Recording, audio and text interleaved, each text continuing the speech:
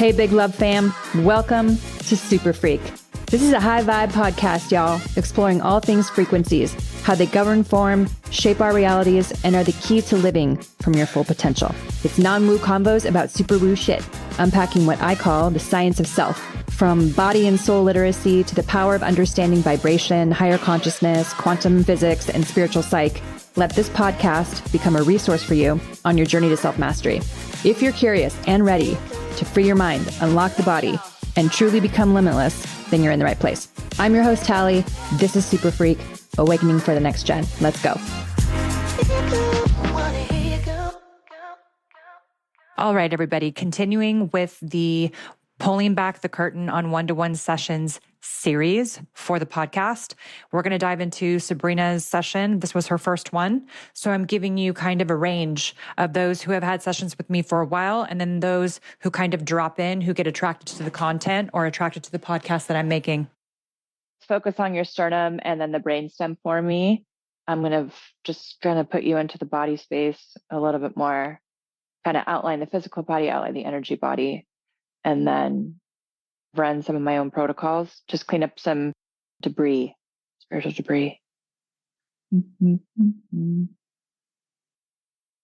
So there's like this little zip drive that came on and just like unloaded all this information. So there's like 3 kind of fundamental areas, all funneling down to identity, understanding who you are at a deeper level, a deeper sense of purpose, connection to yourself, therefore other, and like wanting to know more intently about what you give back to the world. Kind of there's this deep service contract that you have within yourself. I'm not sure if you're actually looking to switch careers or something. There's this fundamental authenticity that you're seeking. Most people I work with right now are in this huge pivot where they're seeking more access to themselves. And what's overlaying that is some like, there's martyrism and there's a guilt shame kind of overlay, right? There's like this religious indoctrination around good girl, bad girl, also like obligation to family service, this kind of thing. There's imprintation on the nervous system that isn't you, that happened very, very early on, like a 2 or 3, 4, 5-year-old version of you that feels like they have to do things a certain way and not to disappoint the family kind of system. If you're living your life tiptoeing around ideology, then it kind of undermines your own self-expression. So you can have it all, but it will come at the disappointment of other people at first. So does that make sense? Does that resonate what I'm saying with? The religion, not so much, but that doesn't mean that didn't happen. Right. Religion, not so much. I've been in this field of service, big life pivot in 2020 and completely shifted my career. And perfect. So I'm in that now, but that's my lifelong forward journey. Yeah, perfect. The service piece and the indoctrination of the religion piece, let me explain that for a second, because I don't necessarily see it on your line per se. Like, well, I do, but it's not this generation. It's like generations before this that had almost an orthodoxy-ness about it, like a rigidity and a ritual. Like every Sunday was this, or every Thursday or Friday it was this. Yeah. And then there's been a modernization, a stepping away from that. But the blanket pattern in the line is that you are not allowed to have access to your own personal power without this type of service. So the service contract has been distorted over time. Does that make sense? Yes, that resonates. Are you in energy type of work or like reflective type of work is the best way I can describe it? Like either like perfect.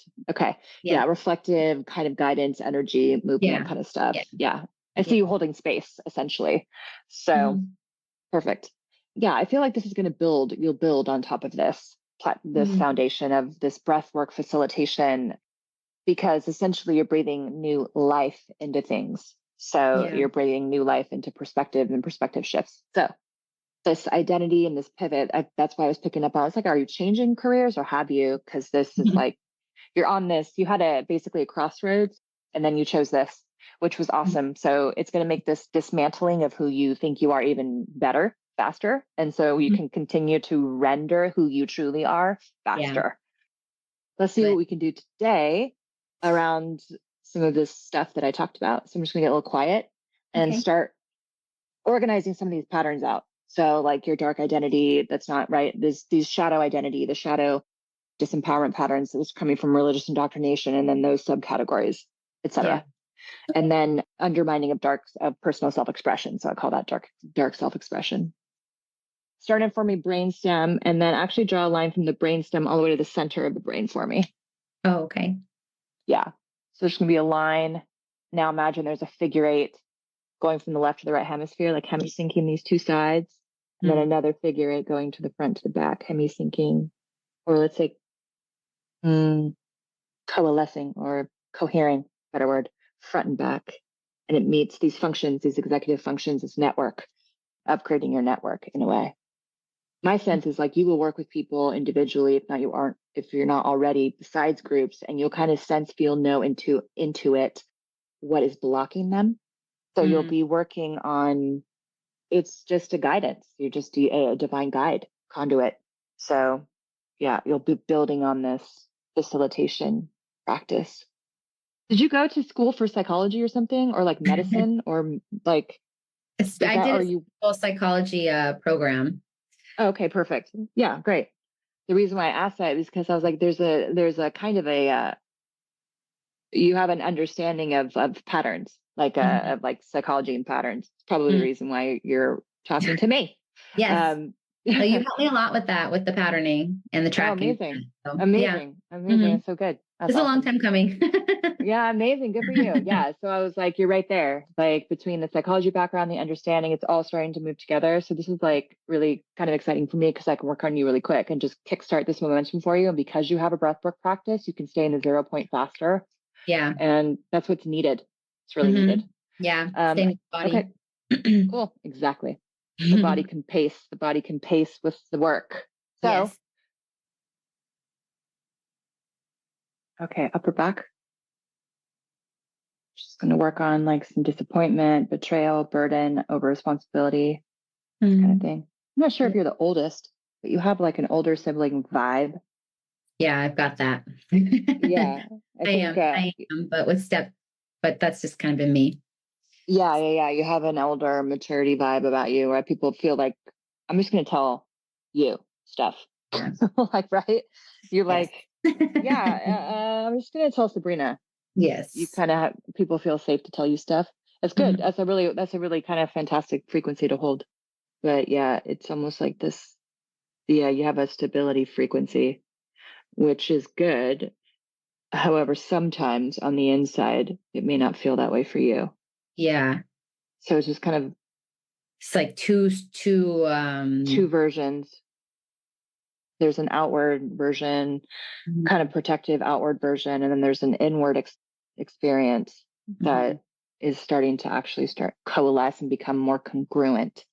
There's this slight disconnect here. It's almost like a glitch. So, it's the empath program. Okay. Yeah. It's a bit people pleasy too. Okay. So, you see how I'm just going to go. I'm trying to see how far I can go back to delete this guy. Okay. So we'll do dark empath. We'll throw dark empath child, dark distorted healer, dark distorted breathwork in there, just in case there's any interference. And then dark people pleasing, dark behavior, dark mind with behavior, all these little subsets. Yeah. So it's like a deeper access to yourself, deeper intimacy with self, and therefore other. Yeah. Oh, it's a judgment pattern. Okay. It's under this discernment judgment pattern yeah. So let me work on that too. Another minute and a half here for the rest of this to delete out. Is there certain parts of the body where these exist? They used to be, for me, I used to but see specifically work very differently, where all the patterns would run through me and they would show up in the body. And then, right, I would be reflective of you because I needed to feel them so I could understand the information. Now, all of that imploded. And I literally just have, like, I'm basically a big computer. Now I just have a screen and I get like a zip file. Yeah. And I have the information now. Like I have basically, I'm creating this software, and then your highest self is utilizing my software to delete, if that makes sense. But I'll say this. Identity, a lot of it is all in the chest. Identity is all in the sternum. I used to see identity all around. So fear, anxiety, who am I? And the identity is all kind of sternum. Brainstem is old information, right? Survivability information, old ideas, perceptive ideas, this kind of stuff. Brain would be all variations of things, right? Kind of everything, how you're processing information. What are you actually looking for, right? The brain, again, has no feelings. It doesn't care. It doesn't know anything. It doesn't even know what the hell is going on unless the nervous system tells it. So when I want to, the reason you'll see, I'm going to do an exercise with you in a minute. You'll see that I reset the nervous system after every pattern change because it needs new information. It has to upgrade to a new 0 point. So it doesn't reference these old points. Right.